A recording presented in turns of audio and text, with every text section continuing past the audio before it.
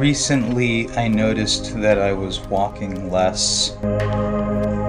I realized it was due to a combination of factors, including studying for the NSCA test, which I am glad I did fortunately pass, and I may do a video on that at some point down the line. But also, and probably more importantly, I haven't been walking as much due to the demands of video editing, and I had to remind myself that I need to make a point to get my steps in and to enjoy them in spite of increased commitments to other things.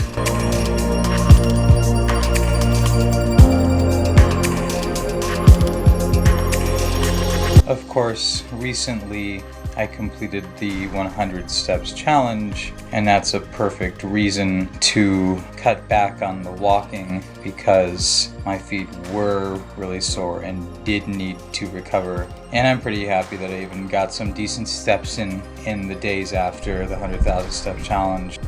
But finally, my feet are pretty much normal again.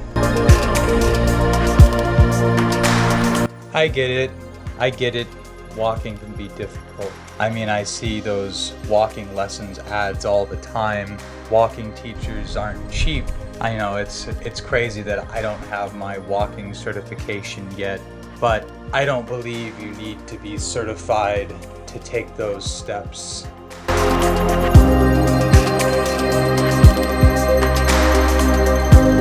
In fact, something that happened after the gym exemplified my mindset. One of the guys at the gym asked me where my car was, and I told him that I walked, and he was concerned for me and he offered me a ride. And I said, no man, I'm walking by choice, but it's about staying on that course, staying healthy.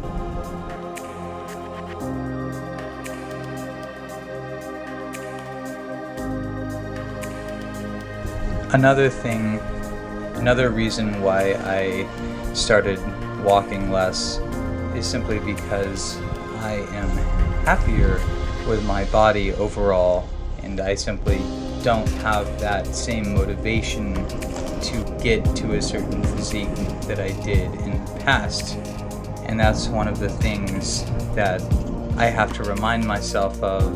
And I think in a bigger light everyone has to remind themselves of is just because you've arrived somewhere doesn't mean that the work ends.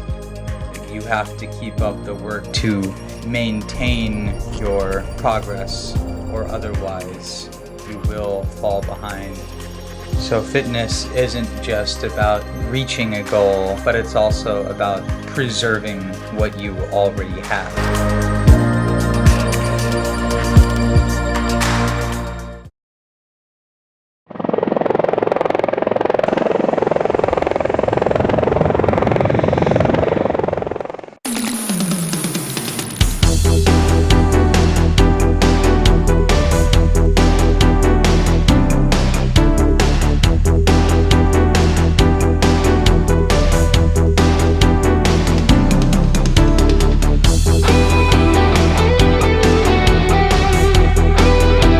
So I bet people roll their eyes when they see me doing the decline bench press.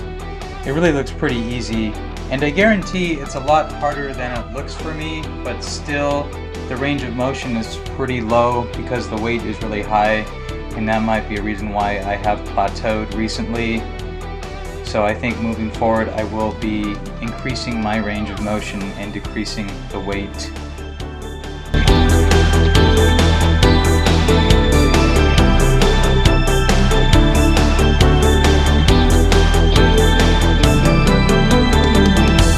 My lat pull-downs are actually looking pretty good, even if my facial expressions aren't.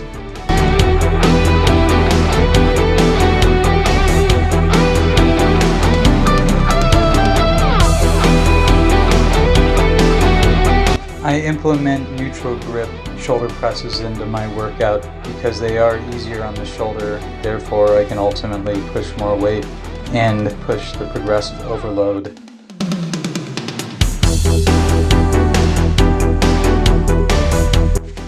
I have intuitively switched grips on most of my exercises, including the seated row.